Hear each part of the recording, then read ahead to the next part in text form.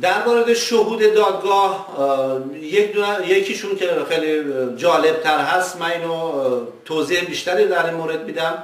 آقای محمد شمس، ایشون سرپرست گروه موزیک سازمان مجاهدین هستن و سالهای از زمانی که از ایران آمدن، حدودا فکر می‌کنم 30 سال میشه، ایشون رهبر گروه موزیک هستن و در تمام کشورها ایشون همراه سازمان هستن.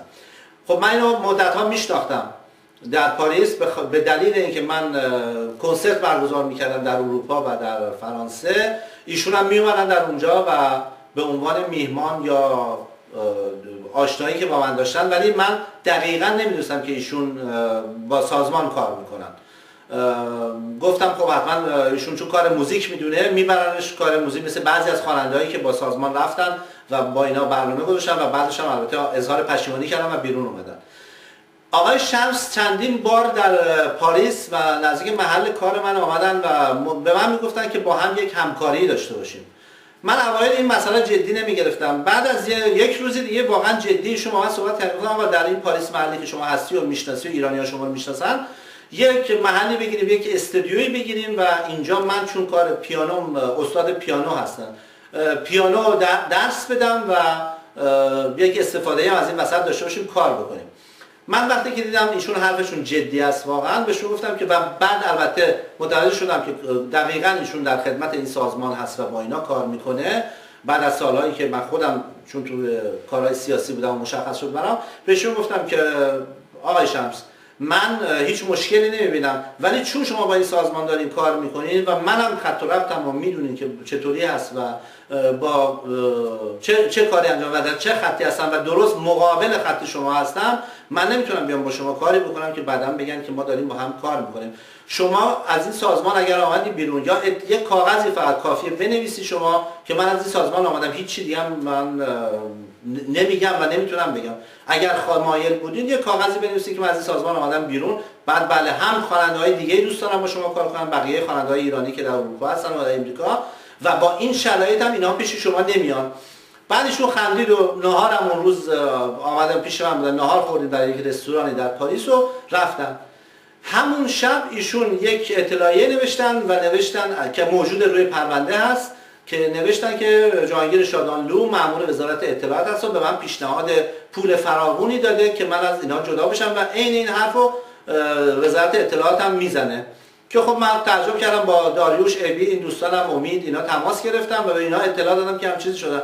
اونا گفتن اصلا مهم نیست، ما که با این کاری نداریم و خیلی مسئله تقریبا سطحی حل شد. ولی خب من شکایت کردم از ایشون به دادگاه و بازم پرونده هستش الان موجوده برای این کار این دوست عزیز.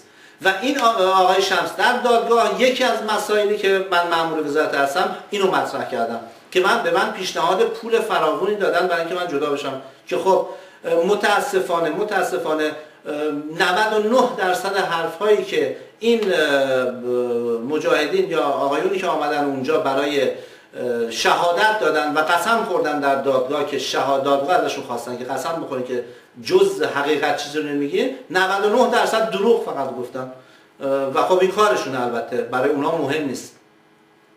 و مسئله دیگه که مطرح کردن راجع به من این بود که شما چون کنسرت میذارید برای خواننده ها، با مامورای رژیم و با خواننده هایی که با رژیم در تماس هستن و رژیم تایید میکنه با اونا برنامه میذارید. حرفاشون که تموم شد از دادگاه تقاضا کردم که من سوالی دارم ازشون، گفتن بپرسید. گفتم خب شما میگید که من کنسرت میذارم و خواننده از ایران یا تایید شده وزارت اطلاعات براشون برنامه میذارم، میشه معرفی کنید یکی از اینا رو لااقل؟ گفتم بله، آقای داریوش اقبالی، داریوش که همه میشناسید معرف حضورتون هست. پرسیدم که چه جالب، من نمیدونستم، من الان فهمیدم شما اینو گفتین. باشه، من برای اینشون دوست من سالهاست، منو میشناسم و داریوش طبق گفته شما مأمور، من برایشون کنسرت میذارم، شما چرا برایشون آهنگ ساختین و میسازین مرتب و همیشه اینجا که پاریس هست پیش شماست؟ گفتن که نه اصلا هم چیزی نیستش، که من از رئیس دادگاه خواستم که فردا من یک دونه CD میارم که همین اواخر چاپ شده و این CD رو ایشون آهنگشو ساخته، که اینو بردن و به دادگاه دادن. بقیه خواننده هایم که گفتم دیگه اسم نیاوردن، چون من بقیه خواننده دوستان من هستن و میشناسن منو و این مسئله خیلی جالب بود که حتی اینو من همون شب زنگ زدم و تلویزیون امریکا گفتم و با اینا مطرح کردم آقای فرهودی که آقا یه همچین مسئله شده و این جالبه که گفته بشه. آقای فرهودی البته تعجب کرد ولی گفتن با شما تماس میگیریم که متاسفانه هیچ خبری نشد.